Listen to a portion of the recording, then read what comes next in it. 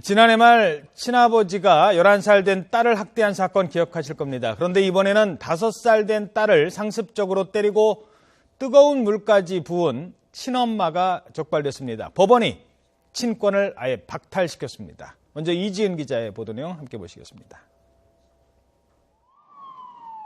지난해 6월 인천의 한 종합병원 응급실에 5살 A양이 실려왔습니다.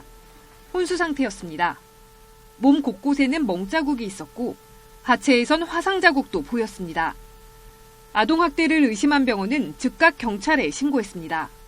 외관상으로 봤을 때 얼굴부터 해서 몸통이랑 팔다리 쪽에 다 멍든 자국, 그다음에 상처, 허벅지 쪽에는 이제 화상 자국 이런. 조사 결과 놀랍게도 가해자는 친엄마인 28살 B씨였습니다. B씨는 딸에게 주먹을 휘두른 것도 모자라 뜨거운 물까지 부었습니다. 말을 듣지 않는다는 게 이유였습니다. 남편과 이혼한 뒤 혼자 두 딸을 키워온 B씨가 첫째 딸을 상습적으로 학대한 겁니다. 한 달 전에 기소했고요. 몇 달 전에 입건됐습니다. 법원은 아동학대 혐의로 재판에 넘겨진 B씨의 친권을 판결에 앞서 박탈했습니다. B씨가 딸을 제대로 보호할 수 있을지 의심스러운 데다 2차 피해도 우려되기 때문입니다. A양은 현재 병원 치료를 마친 뒤 아동 전문기관의 보호를 받고 있는 것으로 전해졌습니다. YTN 이준입니다. 네, 결국 이 엄마는 친권이 상실됐습니다. 친권을 잃어버린다는 게 어떤 의미인지, 그리고 이런 범죄입니다, 이거 정말. 언제쯤 근절이 될지 살펴보겠습니다. 임방글 변호사입니다. 안녕하십니까? 안녕하세요.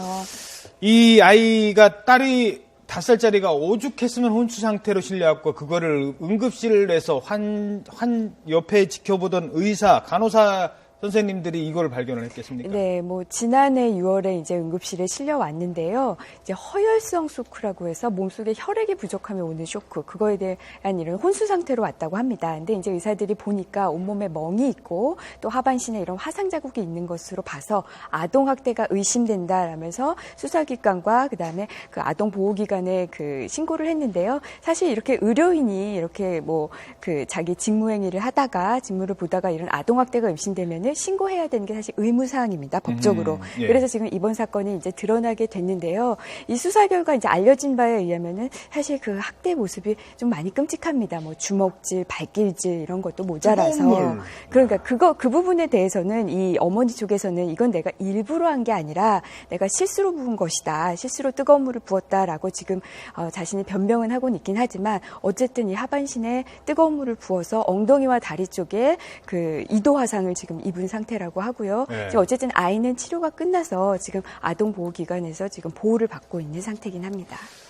그 딸을 때린 이유가 이혼을 하고 이제 혼자 네. 아이를 키웠다고 하죠. 그런 스트레스가 컸다고 얘기를 하는 건가요? 이유를 한번 보니까 우선은 아이들이 말을 듣지 않아서 때렸다라고는 하는데 이 어느 안에 집 애나 내용을 말은 보니까 안 듣습니다. 그렇죠. 5살짜리 말 듣는 애 이혼을 없어요. 한 걸 보니까 2010년에 결혼을 했는데요. 2014년 9월에 남편과 협의 이혼을 했습니다. 근데 그 이후에 이제 이혼 스트레스와 또 하나는 이제 좀 약간 생활고가 있었던 것 같은데요. 패스트푸드점에서 아르바이트를 하면서 좀 어렵게 생활한 것 같습니다. 네. 여기에 대한 스트레스를 이제 아무 죄가 없는 좀 아이들을 향해서 좀 분출을 한 것 같습니다.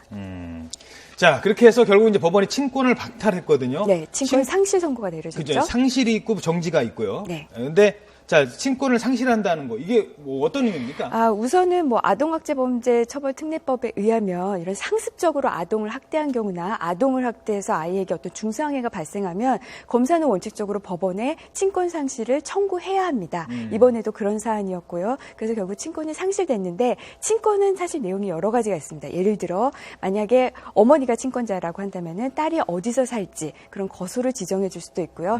그런 또 딸을 보호하고 양육할 그럴 권리도 있습니다. 그리고 그것을 위해서 아이를 징계할 수도 있고요. 기타 아이의 재산을 관리하거나 법률 행위를 대리하거나 여러 가지 친권의 내용이 있는데요. 친권 상실이라면 이 모든 친권을 영구적으로 박탈한다고 보시면 됩니다. 그 친권의 정지라는 게 있습니다. 네. 최근에 11살 딸을 했던 작년 말. 그렇죠. 네. 그 아버지가 있었죠. 거기는 지금 친권 정지 상태인데요. 그 네. 친권 정지는 그럼 판결 날 때까지 정지잖아요. 일단. 네, 맞습니다. 그거는 그러니까 약간 일시적인 그런 제한입니다. 있습니다. 아마 검사가 기소를 하면서 그 아버지에 대해서도 친권 상실 청구를 할 것으로 예상이 되는데요. 그것 또한 친권 정지도 이 아동학대범죄처벌특례법에 의한 임시 조치 중에 하나입니다. 그러니까 재발 우려가 있을 때 검사는 법원에다가 친권을 잠시 정지시켜달라고 청구할 수 있습니다. 상실된 친권을 나중에 다시 찾아올 수도 있나요? 네, 사정이 병하면은 다시 친권을 찾게 해달라고 친권 회복 청구도 할 수 있습니다. 네, 회복 청구할 수 있지만 그때까지는 그러면 이 아이가 어디에 살지 또 학교는 어떻게 가야 될지 이런 건 누가 결정하는 거예요? 지금 이제 뭐 법원이 결정을 해줘야 되는데요. 지금 아버지 쪽에서 양육 의사를 밝히고 있다고 전해지고 있어요. 그렇다면 좀 아버지한테 갈 확률이 높지 않을까 보고요. 이거는 어쨌든 법원의 결정에 의해서 정해집니다. 알겠습니다.